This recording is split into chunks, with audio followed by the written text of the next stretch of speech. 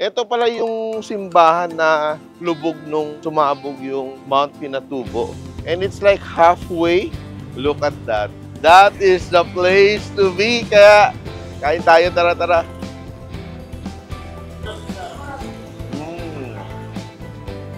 Hindi siya madali, dear. O, di ba? Pag kumain ka pala dito sa Razon, it's not only limited to the palabok and the halo-halo. Marami kang ibang dishes.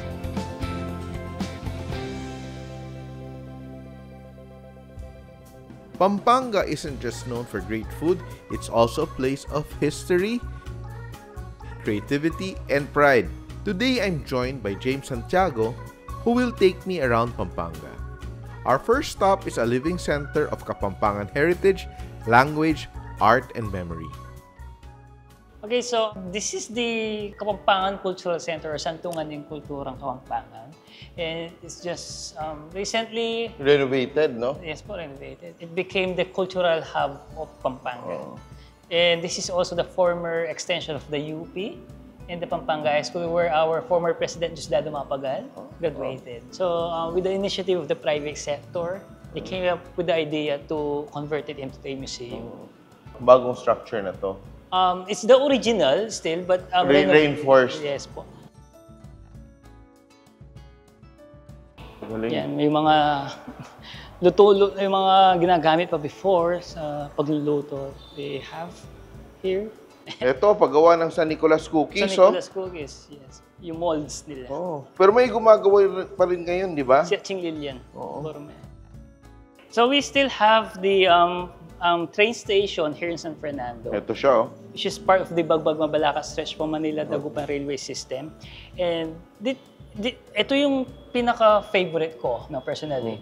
And most historical for me. This is the actual last stop of the Bataan Death March. Okay. So when they surrendered in Bataan, they walked from ground 0 kilometers to 102 kilometers dito. At dito na sila sumakay ng train going to Camp O'Donnell in Tarlac. Oh, wow. So we have approximately 75 to 80,000 prisoner of wars. That's why we have this mga rebulto natin portraying our Americans and Filipino soldiers na nagdusa during the Death March. Kaya yung iba, they are portraying umiyak sila, talaga nahirapan sila during those times. Ako, sobra akong fascinated. Kasi pag di ba, pag dumadaan ka lang sa mga old buildings and all that, they're just old buildings or fixtures. Ito kasi, when you see it, may diorama, may explanation. Yeah. Mas nagkakaroon ka ng context kung ano talaga yung, no? What it means, ano yung significance niya sa isang lugar.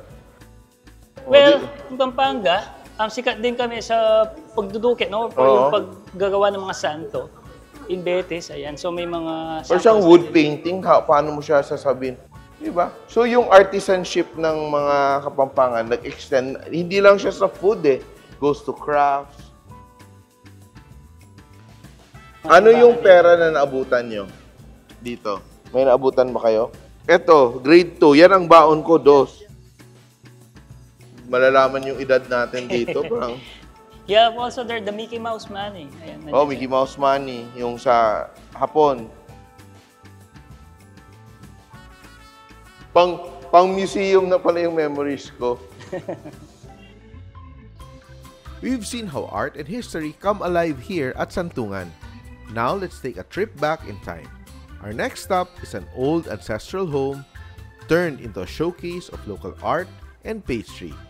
And to make it even more special, we are headed there the old-fashioned way, via Calesa.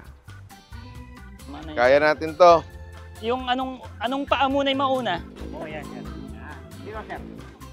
Kala nyo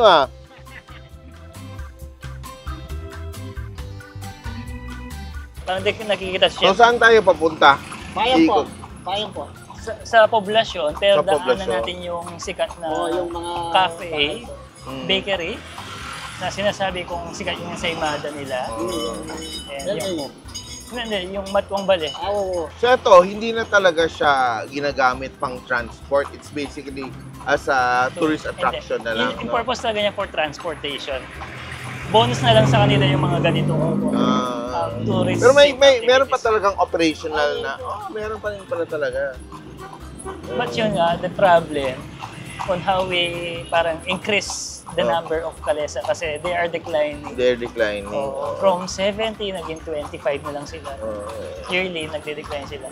Especially during the pandemic, wala silang choice. Binebenta nila yung mga kabayo. Kabayo, mga kalesa. Naghahanap kami ng paraan paano namin masuporta. Kasi mahirap din kasi pag hindi mo i-incentivize kasi, di ba, parang hindi na siya hanap buhay na naiisip ng tao na gawin eh. Pero mukhang alaga yung kabayo mo, ha? Oo po, sir. Inaalagaan. Oo. Ilang taon tong kabayo na to? And then, sir, 20 years, sir. 20 years na to siya? Oo. Oo. Pero mukha pa rin siyang, Oo.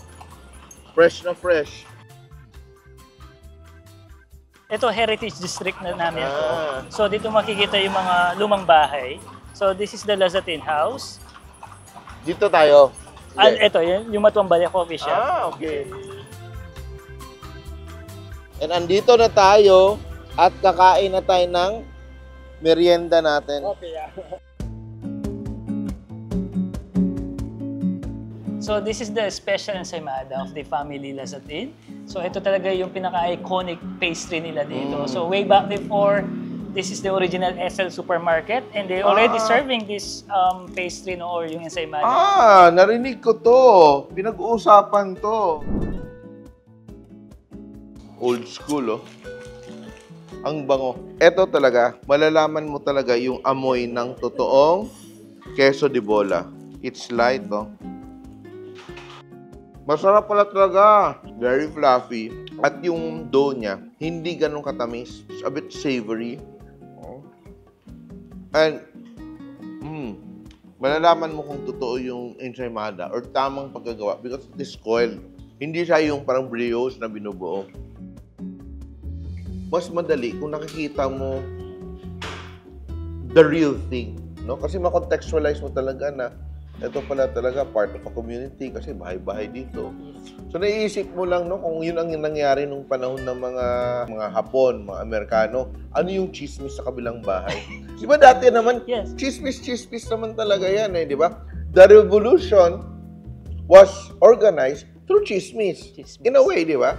That was the only way to communicate, di ba? Patago siya.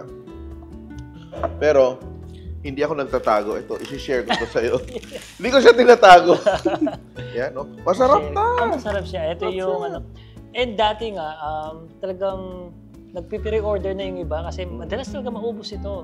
Ngayon, dahil talagang hinahanap talaga siya ng mga tao dito. So, in-increase na nila yung production nila ng ensaymada. Grabe, level up, oh. Very nice, modern rustic feels, no?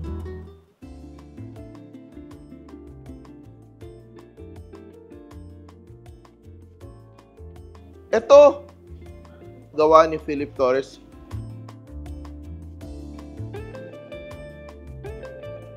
Bagay ba sa akin? And these are all handmade. Diba? Galing to sa mga retaso ng mga tela-tela.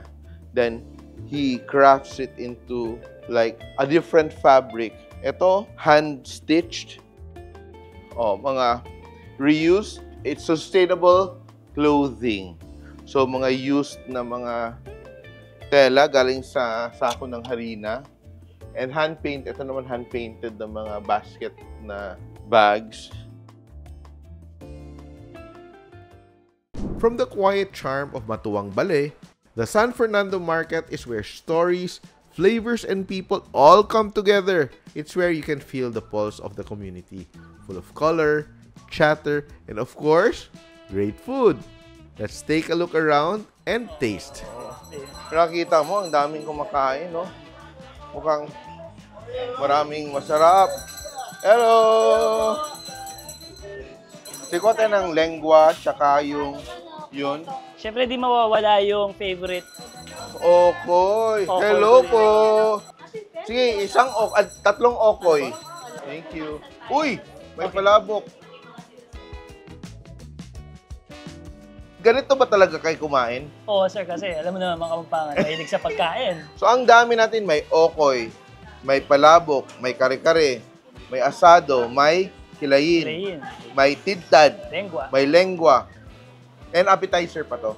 Di naman. Hindi pa. So, kakain tayo ng lunch. Nandito tayo sa, ito public market to, no? Yes. Pero medyo developed. Develop yung- siya. Oh. Kasi sa mga nadaan ng mga panahon, nilulubog kasi ito. So hindi na siya ideal for our visitors, our guests, our tourists na bumisita sa mga karinderiya natin.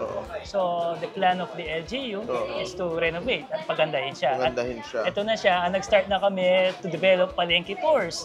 We offer our local Kapampangan dishes and cuisine dito. At yung very important, pag sinasabi mo kasing local cuisine, hindi lang yung sa restaurant, pero galing talaga sa palengke, di ba? Na And ano may yung... kanya-kanyang recipe sila. Oo. Eto, kakain muna tayo. Kain tayo. Oo. Ang dami naming in-order. Hindi namin alam ano unahin. Of course, meron tayong okoy, meron tayong tidtad, meron tayong kilayin, meron tayong lengua with corn, white sauce, asado, may lumpiang sariwa. So, try ko yung kilawin. At malasa nga. Ako kasi, gusto ko talaga mag-tour sa palengke dahil nakikita mo yung local color and how the real people eat. Kasi minsan kasi pag kumakain ka sa restaurant, medyo polished na, may pa-twist-twist na ng konti. Ito talaga yung gusto ng tao.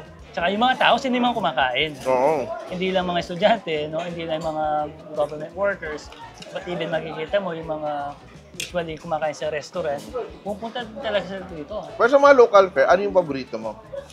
Of course, Asado Matuan, all-time Asado, favorite ko.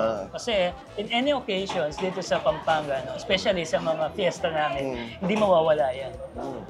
Kasi ano yan isa sa mga talagang pinagmamalaki na recipe ng mga matatanda sa amin. That's why we call it the Asado Matua. Kasi yung process niya talaga incorporate sa mga knowledge ng mga matatanda before kung paano siya lutuin. At itong gusto ng marami, yung sauce na malapot, then nagmamantika, no? Medyo matagal nilang pinapakuluan talaga para lumabas yung lasa niya. Tikman nga natin kung how I like it. Pag kinain mo, parang it feels like home, no?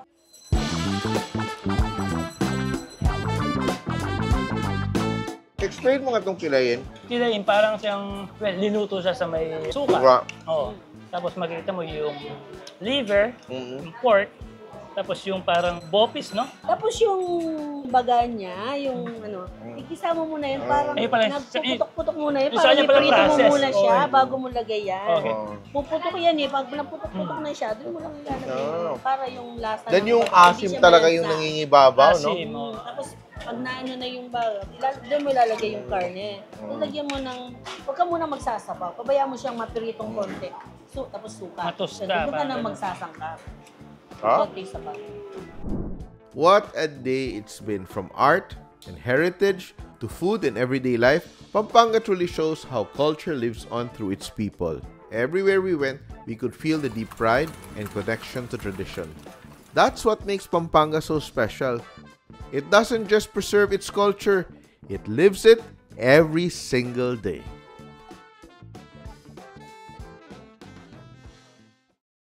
San Fernando became the Christmas capital of the Philippines and home of the giant lanterns because of our lantern industry. You're standing here, halos sa border ka lang ng design, no?